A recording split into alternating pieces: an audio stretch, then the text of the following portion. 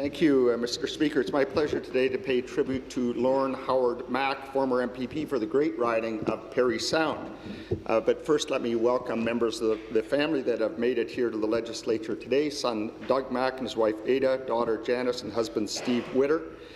Son Peter and his wife Sharon are not able to be here today, but Mr. Speaker would like a copy of the proceedings, as you are always so good at providing. And I'm so happy that the former member for Parry Sound and Parry Sound Muskoka and former Premier of the province, Ernie Eves, has taken the time to be here. Thank you, Ernie, and it's always great to see Steve Gilchrist, who's head of the retired parliamentarians, taking the time to be here, and former Speaker Warner, who also comes to many of these proceedings. I had the pleasure of knowing Lorne Maeck personally. In fact, I have a great picture in my home that I treasure with 3 Parry Sound MPPs, Lorne Maeck, Ernie Eves, and me. It was taken at the 2005 funeral of longtime former MPP Alistair Johnson. And many of Lorne's family have been very helpful to me come election time. Niece Gail Maeck has very successfully run my election operations in South River for all of my elections since 2001. Gail and Les Maeck wanted to be here today, but they're away at someplace warmer today, unfortunately. Lorne grew up in a tiny log cabin near South River, where his parents, Otto and Miss Silva, raised 8 children. Lorne was the youngest of the family. In an interview with the Almaguin News, Lorne said, "We were a poor family. Our furniture was all homemade. There were no chairs, just benches made from slab wood we got at the sawmills.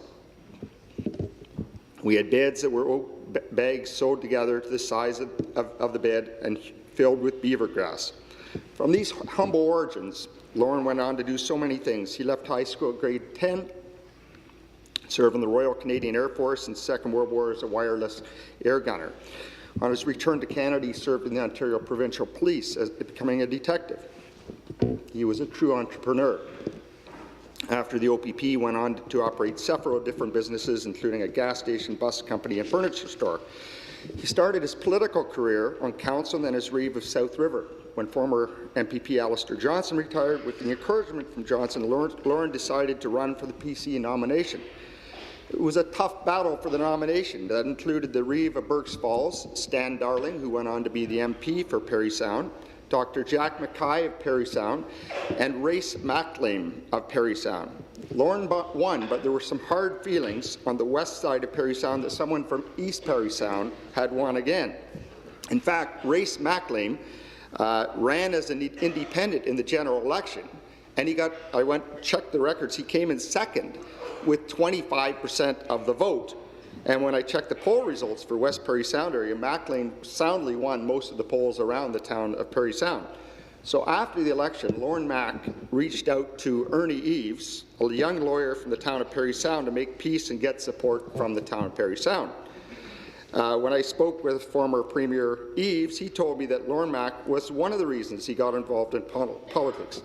Ernie ended up joining the Parry Sound Riding Association and served with a guy by the name of Mike Harris. At the time, the Parry Sound riding included Nipissing Township and stretched all the way to Mattawa. So Lorne had a pretty good riding association with 2 volunteers who would both go on to be Premier of Ontario.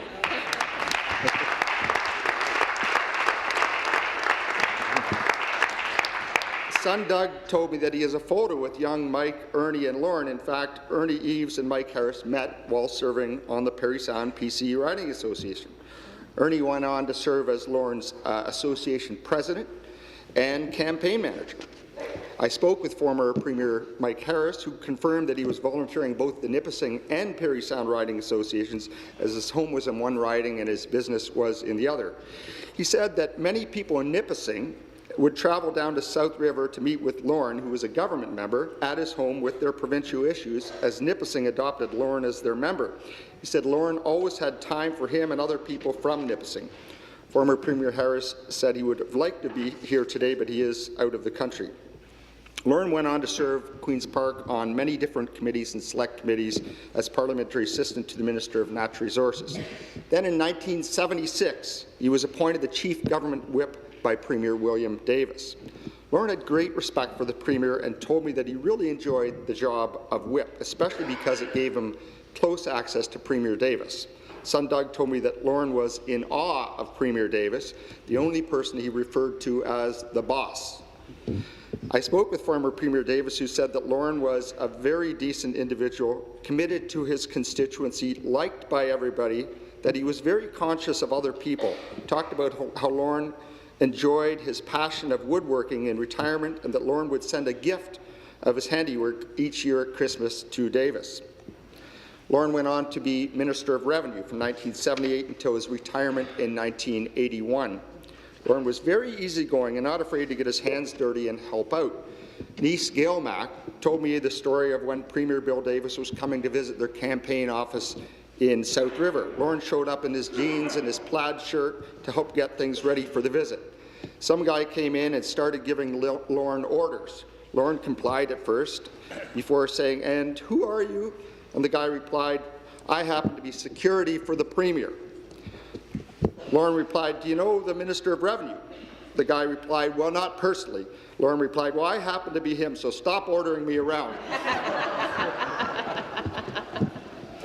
Lorne loved to play music. He played guitar and sang and had a band called the Minister of Revenue and his political polecats with band members Bob Mack, Pete Bray and Ross Gutcher, and they would play at fundraising events for skating club, hockey teams and other community events.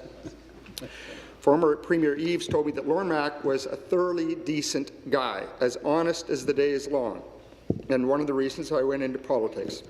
He said that people loved him and he took a genuine interest in their affairs. He told me the story when Lorne was Minister of Revenue. Two government assessors had visited a property to assess it, and one returned later to steal firewood from the property. Lorne learned of this and wanted the assessor fired immediately. When he learned that a minister couldn't just fire people, he instead offered a promotion to him and sent him to the far north and asked him to report back in 2 years. The assessor then quit. And I should mention that Ernie Eves did a fine job delivering the eulogy at Lorne Maeck's funeral in 2014. Lorne retired from politics before the 1981 election, and in a recent interview with the Almaguan News, he talked about returning to the riding after the week at Queen's Park. "Maybe that was the hardest part. By the time you got home, you were played out and there were all these people waiting for you," said Maeck, noting his kitchen and living room on Marie Street in South River would be lined with constituents waiting for their man to return to speak with him. And as was mentioned, that was prior to constituency offices. He went on to say, "Being an MPP is a difficult thing. All the problems that really affect people come from the province," said Maeck. "By the time I had my 10 years in, I was tired. I don't think I could have gone another 4 years. I'm the sort of guy who takes his problems to bed with him." Lorne was married to his lovely wife, Ivy, for 62 years, and in fact, concerns for her health were part of the reason he decided to retire from politics.